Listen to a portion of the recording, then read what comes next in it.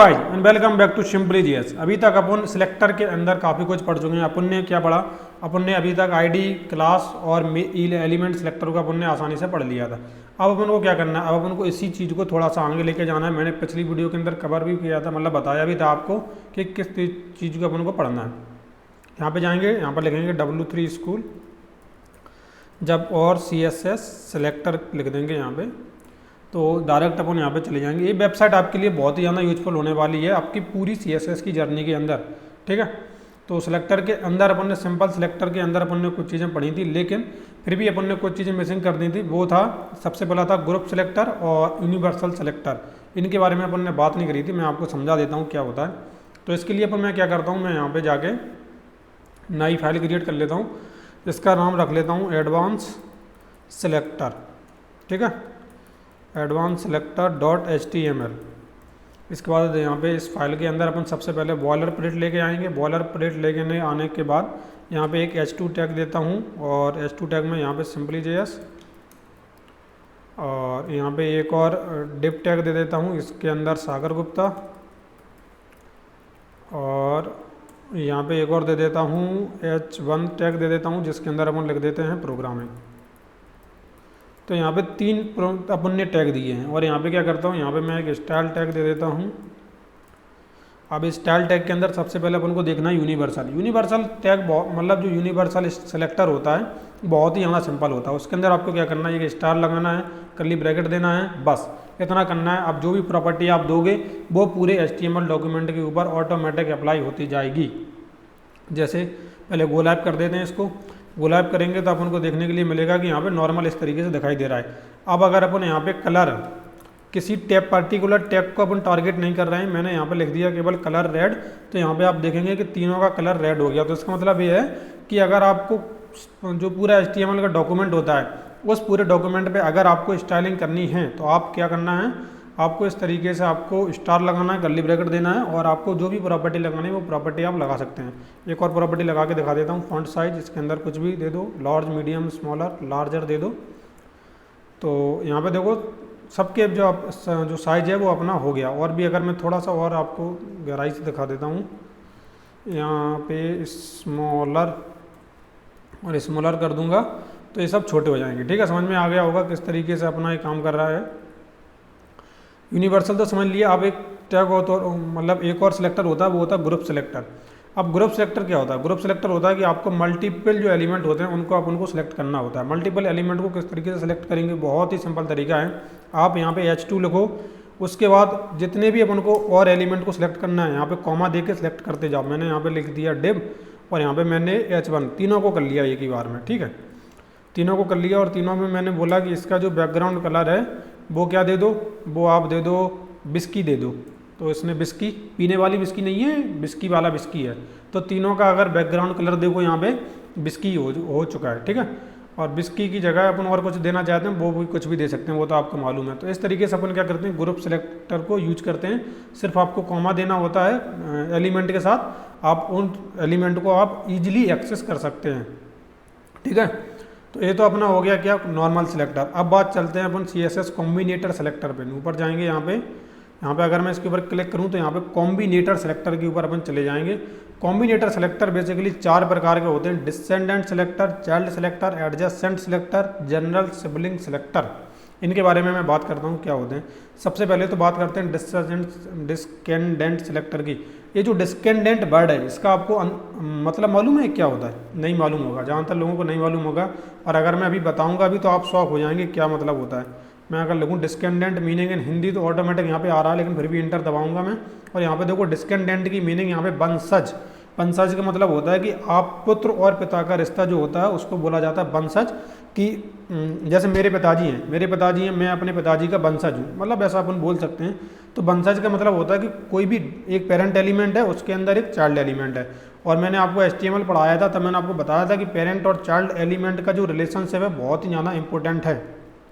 और combinator selector भी वही काम करता है। मैं एक ये जो अपन ने डिप बनाया है, इसी डिप के अंदर मैं क्या करता हूँ, इसी डिप के अंदर मैं एक पैराग्राफ टैग ले लेता हूँ, जिसके अंदर लिखता हूँ दिस इज पैराग्राफ टैग,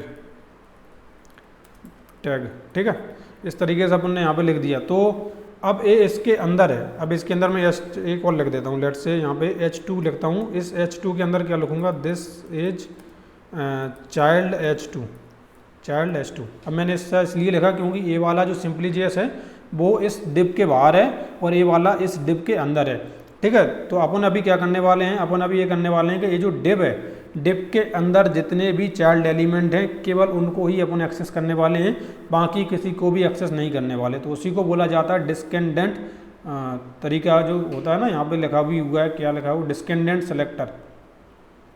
तो आइए चेक करते हैं। सबसे पहले आपको क्या करना है, सबसे पहले आपको ये बताना है पेरेंट एलिमेंट कि किस एलिमेंट के अंदर के एलिमेंट को आप एक्सेस करना चाहते हैं। दूसरा आपको स्पेस देना है, स्पेस देने के बाद आपको लिखना है कि उसके अंदर एक पैराग्राफ है, यानी कि डिप के अंदर एक पैराग्राफ है, उसको मैं एक्सेस करना चाहता हूं और उसके अंदर जो स्टाइलिंग देना चाहता हूं। तो डिप के अंदर पैराग्राफ क्या है, दिस इज पैराग्राफ टैग। तो इसके अंदर स्टाइलिंग अपन क्या देंगे, मैं इसके अंदर स्टाइलिंग दे देता हूं कि इसका जो कलर है वो आप कर दो एक्वा कर दो, और इसका एक्वा करने के बाद इसका जो बैकग्राउंड कलर है वो आप क्या कर दो, वो आप ब्लैक कर दो, ठीक है। अपन ने इसको ऐसा बोल दिया। तो अभी अपन चलते हैं यहाँ पे ब्राउजर पे और यहाँ पे जाके चेक करते हैं। तो यहाँ पे आप देखेंगे कि इसका जो बैकग्राउंड कलर है ब्लैक हो गया और जो पैराग्राफ टैग है वो अपना इस तरीके से दिखाई दे रहा है। अब यहाँ पे लेकिन एक चीज़ आपने नोटिस की होगी कि दिस इज चाइल्ड H2 जो लिखा हुआ है इसका रेड कलर है, मतलब इसका कलर रेड है और इसका बैकग्राउंड जो है वो बिस्की कलर का है। ऐसा क्यों है, समझाता हूँ आपको क्यों है। ऐसा इसलिए है क्योंकि अपन ने यहाँ पे बैकग्राउंड कलर बिस्की H2 को दे दिया है। जब अपन इस तरीके से देते हैं तो होता क्या है कि पूरे HTML एलिमेंट के अंदर जहाँ जहाँ उसको H2 दिखा उसने हर जगह अप्लाई कर दिया। लेकिन अगर अपन इस तरीके से कर देते हैं पैराग्राफ और यहाँ पे H2, तो अभी आप चेक करना क्या होगा। अभी यहाँ पे आप चेक करना, ये जो सारे ब्लैक कलर के हो चुके हैं, ये भी ब्लैक कलर का हो चुका है, ये भी ब्लैक कलर का हो चुका है और ये सिंपली JS भी अपना ब्लैक कलर का हो चुका है। तो आप उनको क्लियर हो गया होगा कि क्या यहाँ पे परफॉर्म हो रही है, ठीक है। तो इतना तो आपको समझ में आ गया होगा कि यहाँ पे किस तरीके से चीज़ें परफॉर्म हो रही हैं। अगर मैं इसको हटा दूँ तब आपको और थोड़ा सा क्लियर समझ में आएगा, ठीक है। तो इस तरीके से जो है अपना परफॉर्मेंस किसी भी उसका जो चाइल्ड एलिमेंट जो अंदर के जो वंशज होते हैं उनको अपन एक्सेस कर सकते हैं। इतना आप समझ लो कि अगर मैं थोड़ा सा यहाँ पे अगर आपको थ्योरी भी समझाऊँ तो आप देखो, the descendant element matches all element that are descendant of a specified element. एक एलिमेंट के अंदर जितने भी एलिमेंट हैं इस पैराग्राफ नाम से वो सारे एक्सेस हो जाएंगे। अभी मैं आपको थोड़ा सा और इसके अंदर समझाता हूँ। मैंने यहाँ पे H2 दिया ना, यहाँ पे मैं इस तरीके से करता हूँ, पैराग्राफ दिया, एक पैराग्राफ बाहर भी देता हूँ, एक पैराग्राफ यहाँ पे दिया मैंने, क्या, दिस इज आउटर पैराग्राफ, ठीक है। अभी आप यहाँ पे देखो, अभी आपको अंदर समझ में आएगा। यहाँ पे देखो, दिस इज आउटर पैराग्राफ के ऊपर कुछ भी स्टाइलिंग नहीं हुई, लेकिन दिस इज पैराग्राफ टैग के ऊपर स्टाइलिंग हो गई। अब आपको क्लियर समझ में आ रहा होगा कि ये क्या करता है, ये पेरेंट के अंदर जो चाइल्ड एलिमेंट है उसको एक्सेस करता है और एक्सेस करने के बाद उसके अंदर स्टाइलिंग कर देता है। लेकिन आपको एक चीज़ का यहाँ पे नोटिस करना चाहिए था, अगर आपने नहीं किया तो मैं आपको यहाँ पे बता देता हूँ कि सबसे पहले तो मतलब सारे टैग के ऊपर ये अप्लाई नहीं हो रहा है, केवल एक पेरेंट एलिमेंट, उस पेरेंट एलिमेंट के अंदर जो चाइल्ड एलिमेंट है उसको अपन एक्सेस कर पा रहे हैं बस। उसके अंदर अपन को एक चीज़ और ध्यान देनी चाहिए आपको कि केवल एक एलिमेंट को एक्सेस कर पा रहे हैं, सारे एलिमेंट को एक्सेस नहीं कर पा रहे हैं। मतलब अगर अपन ये चाहते हैं कि यहाँ पे अगर देखो यहाँ पे मल्टीपल पैराग्राफ टैग होंगे तो उनको तो अपन एक्सेस कर लेंगे, लेकिन जो अपना H2 टैग है वो उसको अपन एक्सेस नहीं कर पाएंगे। देखो यहाँ पे अगर मल्टीपल कर दें तो ये सारे तो एक्सेस हो जाएंगे, लेकिन H2 का अगर अपन एक्सेस करेंगे तो वो बाहर वाला भी H2 ऑटोमेटिक एक्सेस हो जाएगा। अपन मैं फिर से दिखाता हूँ आपको। यहाँ पे अगर मैं H2 कर रहा हूँ तो आप यहाँ पे आसानी से देख सकते हैं कि क्या हो रहा है। यहाँ पे देखो H2 के अंदर सिंपली JSB वो वाला कलर और बैकग्राउंड दोनों ही ले रहा है। आप कहेंगे कि इस तरीके से कर दो स्पेस लगा के, तो मान लो मैंने स्पेस लगा के भी कर दिया और स्पेस लगा के भी कर दिया, तो आप देखो पूरी स्टाइलिंग ही जा चुकी है। समझ में आ रहा है? तो वो काम ही नहीं कर रहा है। अगर अपन स्पेस लगा के कर रहे हैं तो वो काम नहीं कर रहा है, लेकिन अगर अपन इस तरीके से कर रहे हैं कि पेरेंट के और चाइल्ड के बीच में स्पेस दे रहे हैं तो वो सही तरीके से काम कर रहा है। तो अंतर समझ में आ गया होगा। मेन एम में होता है कि अंतर आपको पता चल जाए कि क्या किस तरीके से काम कर रहा है। दूसरा अपना है चाइल्ड सेलेक्टर। अब चाइल्ड सेलेक्टर क्या है, किस तरीके से काम करता है, वो मैं आपको यहाँ पे समझा देता हूँ। सबसे पहले आप जैसे यहाँ पे अपन ने स्पेस दिया, मैं स्पेस की जगह यहाँ पे देता हूँ इस तरीके से। इस तरीके से देने पे क्या होता है, इस तरीके से आप पैराग्राफ के अंदर जो स्टाइलिंग है वो तो चली जाएगी, जैसे अपनी पहले थी वो भी थी, लेकिन इससे पहले अपन क्या कर रहे थे इससे पहले अपन H2 के अंदर कोई भी जो स्टाइलिंग पैराग्राफ के अंदर थी वो अपन H2 के अंदर दे ही नहीं पा रहे थे, लेकिन अब अपन दे सकते हैं, बहुत ही इजीली दे सकते हैं। सिर्फ यहाँ पे इस तरीके से आपको कॉमा देना है, H2 देना है, बस केवल ऐसा करेंगे और H2 के अंदर स्टाइलिंग हो जाएगी और ऊपर अपना सिंपली JS के अंदर भी स्टाइलिंग हो चुकी है। तो इतना आसान होता है अपना इस चाइल्ड एलिमेंट के किसी को एक्सेस करना। अब आप कहेंगे कि इसमें अंतर क्या, अंतर मैं आपको समझाता हूँ ना।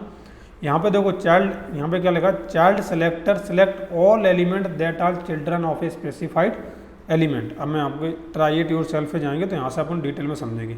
यहाँ पे लिखा हुआ H2 के अंदर चाइल्ड सेलेक्टर, पैराग्राफ के अंदर वो सारी डिटेल, और इसके अंदर भी पैराग्राफ है, इसके अंदर भी सबके अंदर मतलब पैराग्राफ है। और यहाँ पे देखो क्या लिखा कि डिप के अंदर का केवल जो सिंगल एलिमेंट है केवल उसको एक्सेस करने दे रहा है, बाकी का किसी को अपन को एक्सेस करने नहीं दे रहा। थोड़ा सा और डिटेल में समझते हैं। यहाँ पे मैंने यहाँ पे इस तरीके से दिया, मैंने यहाँ पे इस तरीके की जगह इस तरीके से दे देता हूँ, ठीक है, H2 देता हूँ केवल। अब मैंने यहाँ पे केवल H2 दिया तो आप यहाँ पे अंतर समझना कि केवल जैसे चाइल्ड H2 को इसने वो किया स्टाइल, और ऊपर आऊँगा तो सिंपली JS को इसने नहीं किया, तो क्या हो रहा है। अब आप समझने की यहाँ पे कोशिश करो, समझने की कोशिश इसलिए करो क्योंकि पहले जो डिस्केंडेंट है और चाइल्ड एलिमेंट है इसके अंदर ज़्यादा डिफरेंस नहीं होता, देखने में अभी नहीं लगता एक्चुअल में, लेकिन होता है, बहुत छोटा सा डिफरेंस होता है। उसको आपको समझना चाहिए कि क्या डिफरेंस होता है। अगर मैं देखो यहाँ पे एक कोशिश और करता हूँ कि मैंने यहाँ पे डिप दिया और उस डिप के अंदर जो पैराग्राफ है उसको भी मैं इस तरीके से देने की कोशिश करता हूँ। अब आप देखना क्या होता है। तो अपन ने यहाँ पे डिप और पैराग्राफ दोनों को दे दिया, लेकिन सिंपली JS को वो स्टाइलिंग नहीं मिली जो कि आउटर H2 है, अपना बाहर H2 लिखा हुआ है, इस पेरेंट एलिमेंट के अंदर नहीं लिखा हुआ है। तो अभी आप समझ गए होंगे कि चाइल्ड और जो डिस्केंडेंट था उसके अंदर क्या अंतर होता है। डिस्केंडेंट के अंदर मल्टीपल इस तरीके से अप्लाई नहीं कर सकते हैं, लेकिन इसके अंदर बिल्कुल ईजिली अपन अप्लाई कर सकते हैं, ठीक है। तो इतना तो आपको समझ में आ गया होगा कि इसके डिस्केंडेंट और चाइल्ड के बारे में। अब अपन थोड़ा नीचे मूव करते हैं, एडजेसेंट सिबलिंग के सेलेक्टर के बारे में अपन मूव करते हैं। तो एडजेसेंट सिबलिंग सेलेक्टर क्या होता है उसके बारे में बात करते हैं। तो उसके लिए अपन क्या करूँगा, सबसे पहले तो मैं इसको थोड़ा सा इनको कम कर दूंगा और यहाँ पे एक डिप बनाया, डिप के नीचे मैं एक और ले लेता हूँ एड्रेस टैग। इस एड्रेस टैग के अंदर लिखता हूँ दिस इज एड्रेस टैग, ठीक, और इसी के नीचे एक लिखता हूँ स्पैन टैग और दिस इज स्पैन टैग। तो इस तरीके से मैंने यहाँ पे लिख दिया। अब एडजेसेंट टैग क्या होता है, एडजेसेंट का मतलब होता है अगल बगल, बिल्कुल आसपास में। तो यहाँ पे देखो डिप के आसपास क्या है, डिप के आसपास एक ये वाला पैराग्राफ है, ये वाला H2 है, ये वाला एड्रेस है, ये वाला स्पैन है, लेकिन अंदर वाला पैराग्राफ नहीं है। ध्यान से देखना, एडजेसेंट का मतलब होता है अड़ोस पड़ोस में या अगल बगल, ऐसा बोल सकते हैं। देखो डिप के बगल से बोला जा रहा है, डिप के अंदर नहीं बोला जा रहा है। पैराग्राफ ये वाला जो है डिप के अंदर है, डिप के बगल से कौन सा है, ये वाला पैराग्राफ, ये वाला H2 और ये वाला एड्रेस और ये वाला स्पैन टैग, ठीक है, समझ में आ गया। तो अगर अपन को डिप के बगल से बिल्कुल बगल वाले को एक्सेस करना है, उसके अंदर स्टाइलिंग करनी है, तो किस तरीके से करेंगे उसके बारे में बात की जा रही है। अभी इसको मैं चलो इसको अभी हटा देता हूँ क्योंकि सही नहीं रहता ना, मैं फिर कमेंट कर देता हूँ। कमेंट कर दिया मैंने यहाँ पे। मैं यहाँ पे क्या करना चाहता हूँ, डिप के पास में जो एड्रेस टैग है उसको मैंने एक्सेस करना चाहता हूँ, मैंने एक्सेस किया और जो प्रॉपर्टी यहाँ पे थी उसी प्रॉपर्टी को मैंने यहाँ से लेके इस जगह पे पेस्ट कर दिया। तो अभी आप देखना कि अपना जो एड्रेस है, यहाँ पे जो एड्रेस टैग है उसके अंदर ये वाली प्रॉपर्टी अप्लाई हो गई है। लेकिन एक चीज़ यहाँ पे और नोटिस करना कि मैंने यहाँ पे एड्रेस की जगह पे मैं यहाँ पे स्पैन देने की कोशिश करता हूँ, और जैसे ही मैं यहाँ पे स्पैन देने की कोशिश करूँगा, ये देखो स्पैन टैग के ऊपर वो अप्लाई प्रॉपर्टी नहीं हो रही है।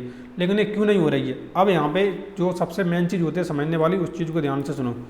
वो क्या है समझने वाली कि एडजेसेंट सिबलिंग का मतलब होता है कि बिल्कुल बगल वाला, यानी कि जो डिप है, डिप के बगल से बिल्कुल कौन सा है, डिप के जस्ट नेक्स्ट बाद, मतलब इसी के जस्ट बाद कौन सा है, अपना एड्रेस, इसके बाद है स्पैन। तो यानी कि जो डिप और स्पैन के बीच में एक टैग और आ गया, तो यानी कि क्या हुआ, जो एड्रेस टैग है वही एक अकेला ऐसा टैग है जो डिप के जस्ट बाद आ रहा है, बाकी कोई भी जस्ट बाद नहीं आ रहा है। तो बिल्कुल जो जस्ट बाद आता है उसको बोला जाता है एडजेसेंट। इसीलिए एड्रेस के ऊपर तो स्टाइलिंग हो सकता है, लेकिन स्पैन के ऊपर स्टाइलिंग इस तरीके से नहीं हो सकता। अगर अपन प्लस लगा के करना चाहते हैं तो नहीं होगा, वो केवल एडजेसेंट के लिए होता है। अब एक तरीका और बताता हूँ जिसके अंदर होता है जनरल सिबलिंग। नीचे यहाँ पर भी लिखा हुआ है, मैं आपको समझा देता हूँ। यहाँ पर अगर आप नीचे आएंगे, यहाँ पर लिखा हुआ है जनरल सिबलिंग। तो ये किस तरीके से अप्लाई होता है उस चीज़ को समझते हैं। आपने बोला कि जो डिप टैग है उसके जनरल, मतलब फिर उसके बस उसके उसमें होना चाहिए। यहाँ पे पहले इस टैग को लगाते हैं और मैं यहाँ पे स्पेन टैग को लगाता हूँ। स्पेन टैग के अंदर मैं सेम स्टाइलिंग देने की कोशिश करता हूँ। अगर ये लग गया तो समझ लेना कि जनरल है, और नहीं लगा तो समझ लेना कुछ गड़बड़ है।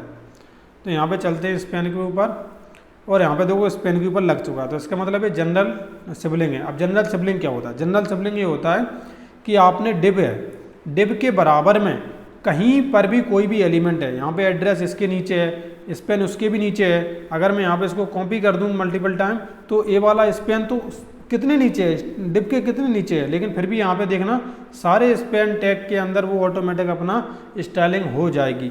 तो इतना इजी होता है अपना ये कॉम्बिनेटर सेलेक्टर। कॉम्बिनेटर सेलेक्टर के अंदर कुछ नहीं था, यही 4 चीज़ें थी, और इसके अंदर आप यहाँ पे वेबसाइट पे आकर थोड़ा विजिट कर सकते हैं, अपने जो प्रैक्टिस है उसको कर सकते हैं बेहतर तरीके से। वीडियो को लाइक कर देना, चैनल को सब्सक्राइब कर देना। मिलते हैं नेक्स्ट वीडियो में, जब तक के लिए thank you for watching this video.